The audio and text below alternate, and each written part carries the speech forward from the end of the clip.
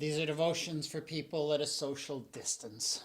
This morning in my devotions, I was reading in the book of Habakkuk chapter 4, starting at verse 14, and I came across this really wild metaphor that, this image that the prophet uses to give his message that puzzled me and yet also made me think.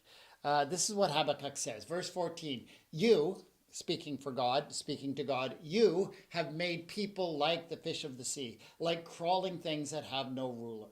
So he's looking around at his nation and other nations around him, and they're saying, the people are leaderless, like fish, wandering all on their own way in the sea. And they are leaderless. And what's happening, of course, in the time of Habakkuk is that there's this mighty empire, the Babylonians, who are coming and wiping out whole nations, and there's a lack of leadership against that. And so he goes in verse 15, he speaks about Babylon. Babylon, brings up all of them with a hook. He drags them out with his net. And so the people are like fish, they are leaderless, and Babylon's coming along like a fisher with nets and gathering up peoples and nations and spreading this mighty empire. He gathers them in his saying, and so he rejoices and exults. But the next part of what Habakkuk said really kind of puzzled me, made me stop. Therefore he, Babylon, sacrifices to his net and makes offering to his saying. For by them his portion is lavish and his food is rich. And that was kind of weird, right? So we have this mighty empire that's sort of gathering up nations, extending authority in the world, and begins to sacrifice to his nets, sacrifice to the tools that allow him to build his empire. And that seemed a little bit weird. What a strange idea. And yet there is something compelling about it. Because this is actually the logic of empire. Empire spread, and how do they do it? They do it through power.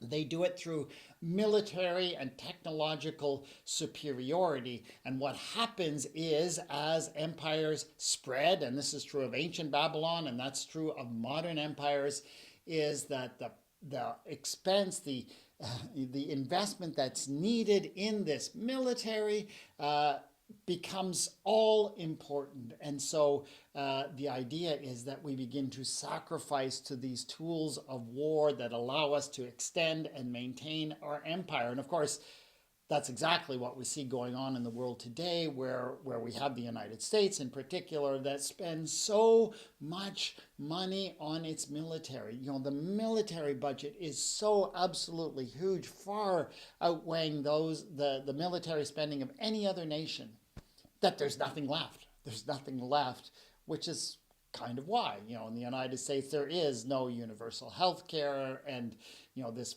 incredibly wealthy nation doesn't support its citizens in some pretty significant ways because they're sacrificing all to the military machine. They are sacrificing to their net that allows them to build and maintain this empire, this worldwide influence. And that powerful image, I think, is contained right there in Habakkuk. The danger of empire is we begin to sacrifice to our nets. We begin to sacrifice to the things that keep us in power and authority. And that is true.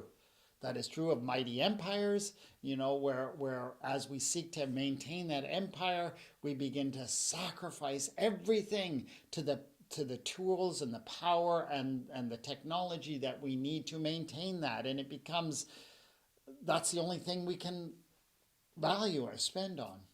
And of course, it's also true in our personal lives. When we seek to dominate over others in any way, the things that allow us to dominate over others, whether it be our position or the authority we have, that becomes all consuming, and we begin to sacrifice things to that. This is the powerful image that Habakkuk gives us, and it's a challenge to think about what we do with that, right?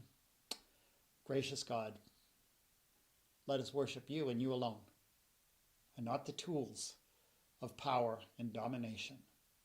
Amen.